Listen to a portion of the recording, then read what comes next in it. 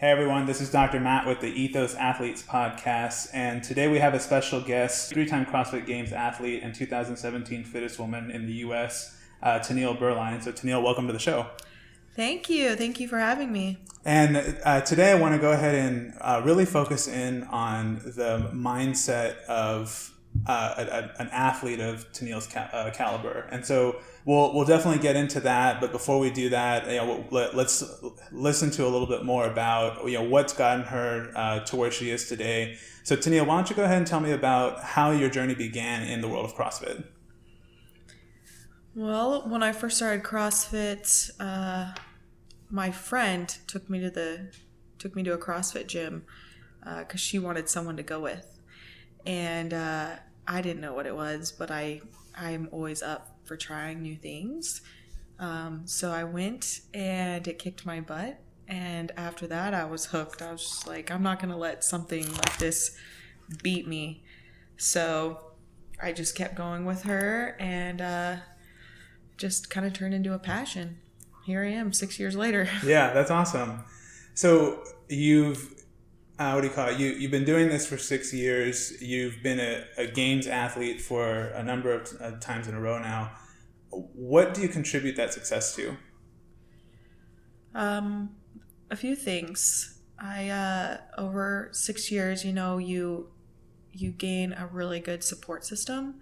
For me, it's like family, coaches, stuff like that. And then, just being resilient and being able to go from year to year to year without any injuries or anything like that. And just being super dedicated. You have to be super dedicated to just put in the work that it takes to make it that far in the sport.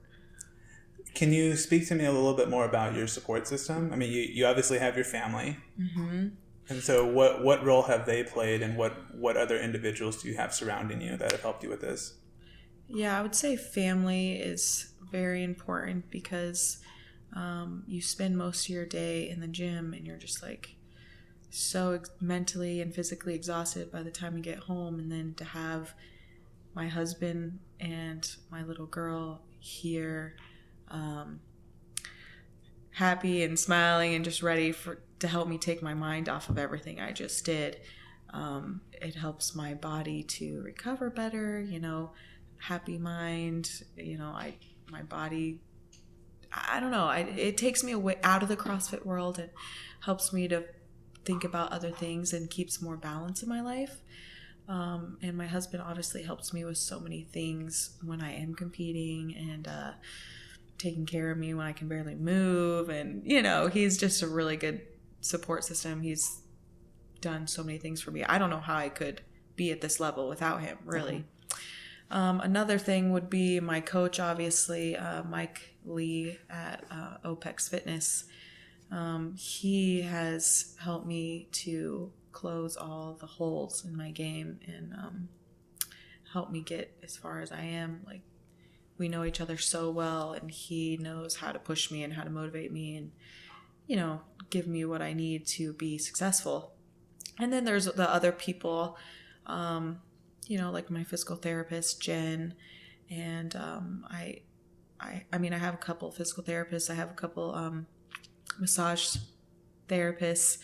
I go to see a doctor every once in a while, just make sure like my body is okay, and just trying to take care of myself. So I have like this team of people around me that just like help me stay healthy, really. So yeah, no, I think that's super important. Mm-hmm. One of the questions that I get asked, and one of the questions I'm curious about is, you alluded to Mike being able to push you and to know how to motivate you, and what are some of the things that makes him a unique coach, or at least unique to you, that you've been able to work with, and what are some qualities of a good coach that you think they should have? Well, for Mike, when I first met Mike and we did our little interview, I remember asking him, so why should I pick you to be my coach?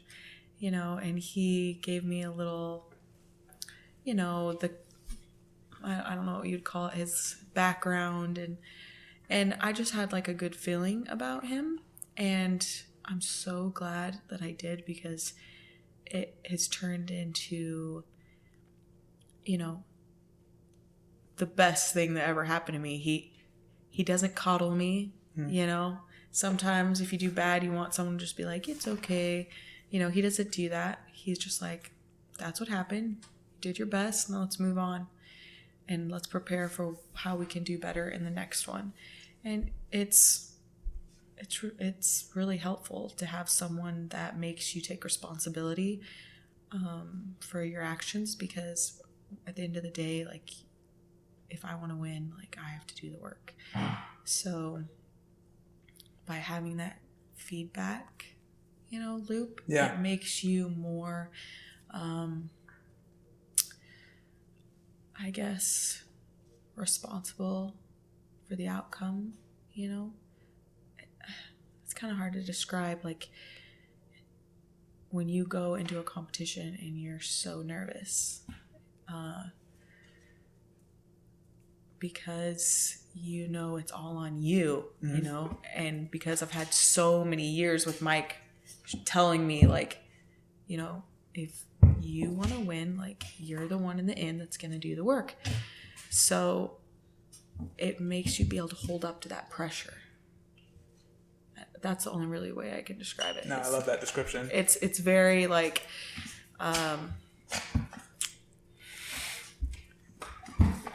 So if you hear some background noise, that's Tennil's dog Madison, and then the dog that she's also dog sitting, Coco. So apologize for that. Yeah, I'm like trying to focus, but I'm like hearing them wrestle. They're getting a little crazy. Okay. Anyways, yeah. They're super cute. Mike has helped me to be to take it into my own hands, pretty much. Okay. That's how he's made me a better athlete. Not just physically. It's more like a mental game too. Mm-hmm. So I really, really appreciate that about him. Like, he's not there to be your dad or anything like that. He's gonna make you be responsible for what you want. Yeah. And so when you do good, he doesn't try to take any kind of credit. He's big. Like, you did it. Yeah. Like, that's big. Yeah. So I like that about him too. And I'll try to be like, no, like, we did it. But he's like, no, like, you put the work in, you did everything yourself. I didn't help you at all. Yeah. Yeah, that speaks a lot to his character. Yeah. Hey, Maddie, come here. All right. Well, what was your training like before you had a coach? Before I had a coach, I went into a CrossFit gym, and I would just kind of do whatever I felt like doing, okay. Or the workout of the day. And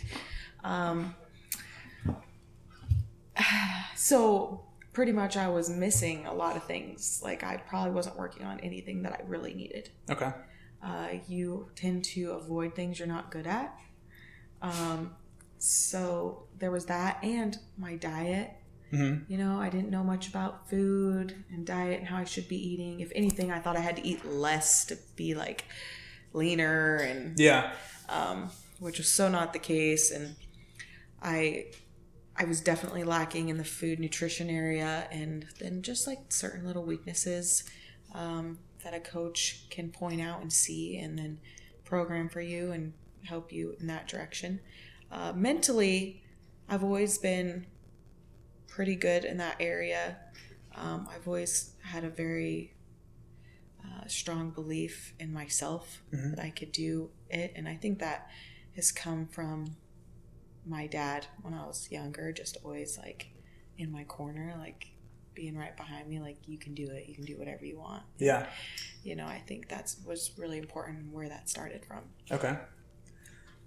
What is, so you've talked about, or you mentioned resilience and dedication as two things that you would certainly describe yourself as, and two qualities that you mentioned are, contribute to the success that you've been in, and we'll discuss those a little bit later. I know one of the things that I'm sure a lot of people are interested in is what some of the physical preparation you have to go through If there's a timeline that exists, if you could walk us through that, and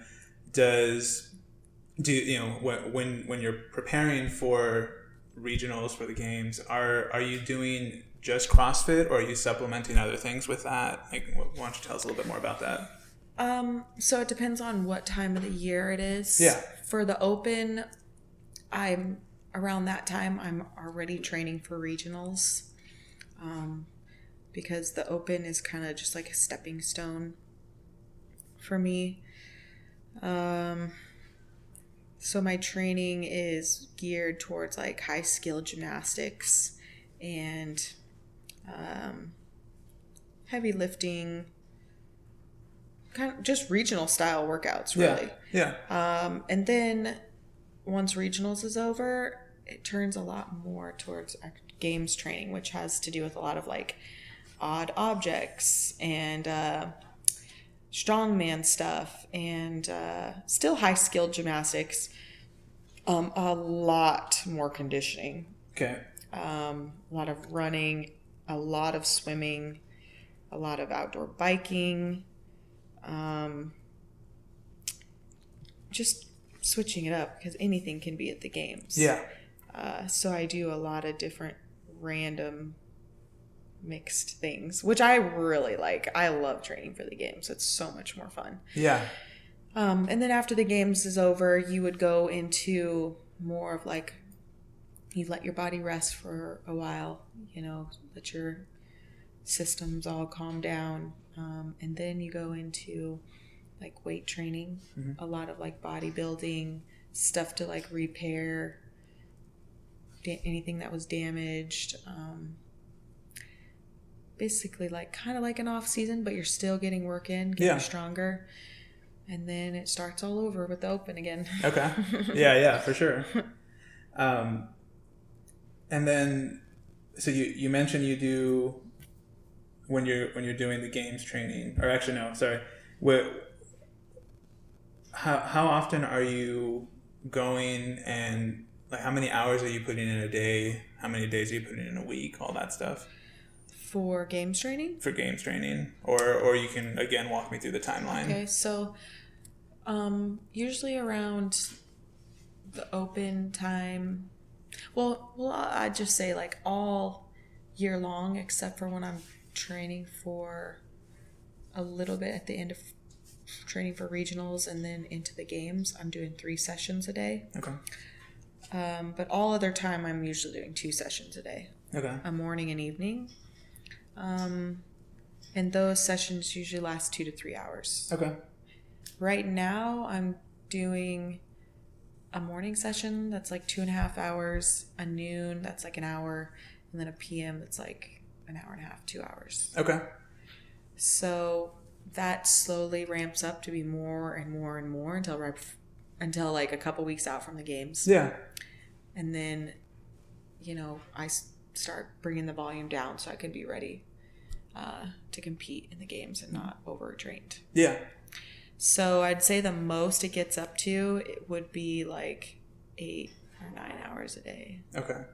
Now, when you're going, and let's just go with the 2 to 3 hours that you're spending, is this, how many of it is mobility? How many of it is skill? How many of it is, what's the breakdown for that typically? When I'm in my warm-up, I usually do most of my stretching and then just kind of like agility stuff, get a little bit of sweat going, and then I'll usually do some skill stuff like handstand walking, pegboard, strict muscle up, stuff like that. Nice. Okay. And then after that, I'll usually work into like some kind of weightlifting piece. Mm-hmm. And then into a strength thing like front squat or back squat. And then I'll work into like an actual like workout. Okay. Like a timed piece. Okay. And then maybe eventually I'll work into another timed piece after that. Okay. And then I take like an hour to like get some sugars in, and then I'll start my noon, which is usually some kind of a long timed piece. Okay. Or like intervals or something like that. Yeah. with different skills in it usually, you know, like double unders, rope climbs, jumping over walls, or air bike, you know, just all mixed up. Yeah. Then I usually take like an hour and a half, 2 hours, because I'll eat like a bigger meal. Mm-hmm. Go back to the gym, and then the evening's usually like a super long swim, run, swim, or swim, run, bike. Or I'll go back to the gym and it will be like super long cardio on the ski, rowing, just anything super long. Yeah. And boring. Okay. The stuff that nobody really likes to do, but you got to do it to be ready. Yeah. So, yeah. I think you're getting a sense of the dedication in there if you're listening to what her workout routine is here. So obviously all the things that you do, you need, I would imagine you need some sort of recovery, like some sort of recovery program. What does that look like? So, you know, when I get home, I try to do like Normatec boots on my legs, ice my knees. Mm-hmm. Sometimes I do like, what's it called? Stim, you know. E-stim. E-stim. Mm-hmm. And, you know, roll out, mobility stuff, just anything that can like loosen up my body. Wednesdays are usually my active recovery days, where I'll bike for 30 minutes, run for 30 minutes, swim for 30 minutes, play around, just move, you know, just like try to work out soreness and stuff like that. Yeah. I go get cryo. Okay. I try to do that once or twice a week. I get massages once a week. I get physical therapy once a week. That's pretty much my recovery routine. Okay. And the biggest thing is just make sure you eat enough good food. Yeah. Yeah, nutrition's going to be a massive factor in that. Yeah, if I don't do that, then the other stuff doesn't matter as much. Yeah, for sure. Then I'm just exhausted. Yeah. Yeah. No, and that's a good thing to point out. Is I think a lot of people do miss that aspect. You know, mm-hmm. you can only do so much recovery and workouts, and if the nutrition's not there, mm-hmm. you're not going to go anywhere, or you're not going to go far fast, at least. Yep. So we've talked about your physical preparation. We've talked about what your recovery program looks like. One of the things that makes you stand out from a lot of the other athletes out there is the mental strength that you have, and you mentioned that a little bit earlier. So let's talk a little bit more about that. And is there a certain, like, what's the mental preparation that you need? And again, just like we did with the physical, if there's a timeline to follow, we can, please walk us through that. But what does the mental preparation look like? I wouldn't say there's a timeline. It's just, it's like anything. If you are prepared for something, you're less nervous and more confident in yourself. Mm-hmm. And I trust my coach to give me what I need to be successful. And when the time the competition comes up, if I've done all the work and I've done everything that he told me to do, then I have confidence that I'm ready to win, Yeah. So it's mostly just about being confident in yourself and just be willing to like put it all out there. Like willing to put it all out there, not make any excuses, and risk it all. So if you lose, whatever you lose, like at least you did everything that you could. You're not going to regret anything. You're not going to look back and think I could have done more. Mm-hmm. And that's how I approach the games. I do every single thing I can in each workout to do the best that I can. And as long as I do the best that I can in each workout, I can't be upset at the end because I know that like I did everything I could. Mm-hmm.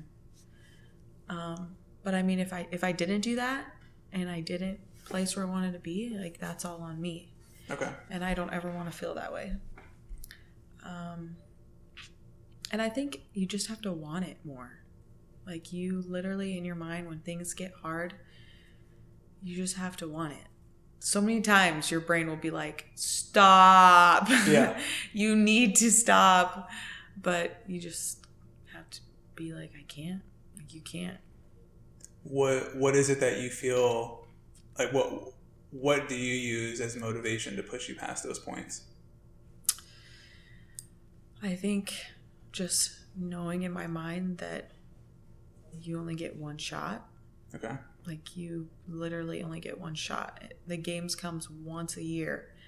And if you lose or if you miss something or if something goes wrong, like, that was your only chance. Mm-hmm. So knowing that in the middle of a workout, it's super motivating because you can't just make it up like an open workout. Right. Like an open workout, you can just rest a couple days and do it again. Right. Like, you have to perform under pressure when you're tired in front of everyone. Yeah. So I think that's really motivating for me. It's because I really want it. And, you know, you never know when it's going to be your last time. Okay. Now, do you have that mentality when you are at regionals, at the games? I'm assuming you do. Do you have that mentality when you're training? Just, you know, like, let's think of the everyday individual that's listening. We have this person that's just doing it to get fit, and when they hit that pain point, a lot of them end up stopping. Mm-hmm. So what can they do to kind of move past that, or what are some ways that they can improve their mental strength on that end? Well, I mean,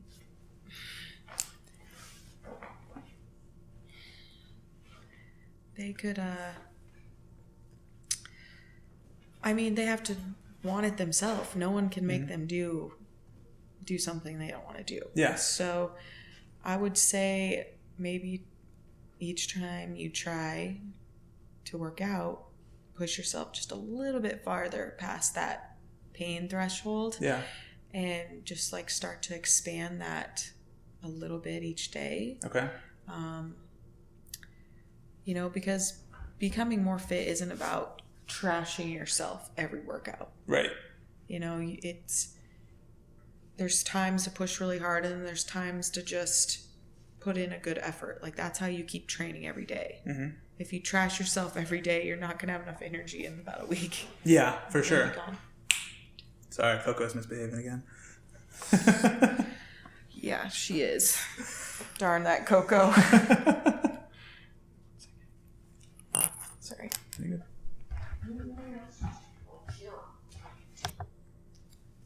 All right, we had to pause and we're back now. We gave Coco some treats, so hopefully she'll stop for a little bit. You alluded to something I think is really important. There's not, so being fit isn't about trashing your body. It's knowing, you know, and you can agree or disagree with me. It's knowing your limits and how much to push yourself on a given day. Mm-hmm. Would you agree? Oh yeah, no, totally. A lot of people, I've seen this happen so many times. People will like push themselves so hard for a couple weeks and then they just hit this wall because they didn't pace themselves out. Yeah. You know what I mean? I actually have a really good friend who will like train so hard in the gym, go on a huge hike, get up the next morning, do it all again, like just trashing himself. And then he'll disappear from the gym for like 2 weeks. Yeah. Because he's really sick or something's going on. He just cannot get out of bed, like so tired. And it's because he doesn't pace himself. Right. He pushes himself too hard. And yeah, it's definitely not about that. That's why so many people can overtrain. Mm-hmm. And that's why it's so important to have a coach to like guide you through that kind of stuff. Okay. So let's say that you go in for a workout, and you know this might apply differently to individuals that don't have coaches. I'm not sure, but you go in for a workout and you know that today, like, it's just not happening. You're not feeling it. Mm-hmm. You do your best to push yourself through it, and it's still not happening. What do you do at that point? Like, what do you scale back the workout? Do you like what? Yeah. No, what do you do? still do it. You still do it. You just suck it up and do it. Yeah. I mean, I have to train all the time when I feel terrible. Yeah. Because that's what the CrossFit Games is about. They break you down until you feel terrible, not just physically, emotionally. You're just like so drained. And no one would want to work out in that state. So yeah, you just got to learn to be like, yeah, I do feel terrible, but that's not going to stop me. Okay. I mean, there are situations, if I'm injured, that's different. Okay. In training, I don't push through injuries unless it's serious. If it's serious, that's where you kind of just have to know your body. Yeah. Is this just kind of aching? Have I had this ache before? Does it go away? But if it's something that I know that I've had an issue with before and I can kind of feel it, I tell my coach and I'm just like, hey, you might want to avoid this a little bit today, so we don't have problems later.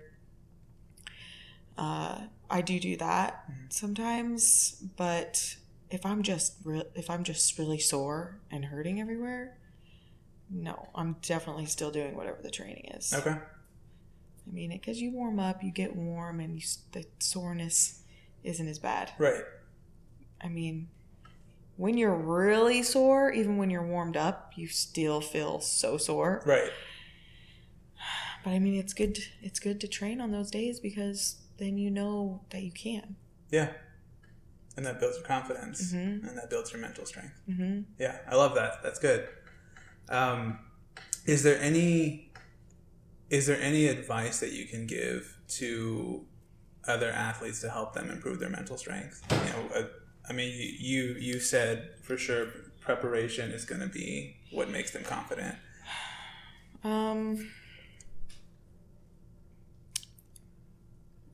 I think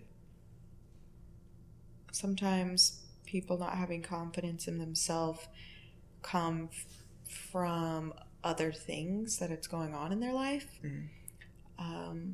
So maybe just like being super honest with yourself and taking a look at like why maybe you're not feeling confident. Okay. I guess. Yeah. There's so many things. It Delve could be like a bad relationship or unhealthy relationship with food or I don't know, people focusing too much on like what they look like in the mirror. That's one thing I really like about CrossFit is it makes you set like physical like goals like being able to back squat 100 pounds or something like that. Yeah. Instead of like, I'm trying to lose 10 pounds. Mm-hmm. Instead of like constantly thinking about that scale, you're concentrating on achieving that goal. And then the scale thing just happens naturally because you're so getting into working out and trying to get towards this goal you have. Then all of a sudden the other thing is happening. And it creates like a positive like feedback loop. And I think that creates confidence too. So I guess it's just really believing in yourself. And that's why I'm so big into telling my little girl that she can do anything that she wants. Anything she does, if she does a good job, I am like right there to tell her that she is amazing. Yeah. I love that. Yeah, because girls and boys both need that just reassurance. I always tell her that she can grow up to be whatever she wants, do whatever she wants. Yeah. Because honestly, she really can. Like, if you put your mind to something, like, you can do it. Yeah. I really believe that. And my dad did that for me, and I think I just grew up with this confidence of like, I'm going to do it, you know, whatever it is. So I don't know. I think just believing in yourself is the biggest thing and just being fearless. I love that. Well, I know Tennil has to get on with her day, so this was a really good podcast. I hope you all enjoyed it. Just to summarize a few different things, preparation is going to equal more confidence, which is going to increase your mental strength as we go through this. And at the end of the day, the take-home message is believing in yourself. And if you don't believe in yourself, make sure you actually hone in and figure out why that is, and be honest with yourself and work through that. Tennil, it was a pleasure having you on this podcast. I appreciate it. Oh, it was fun. Thank you. And I hope everyone enjoyed listening, and hope you have a great day.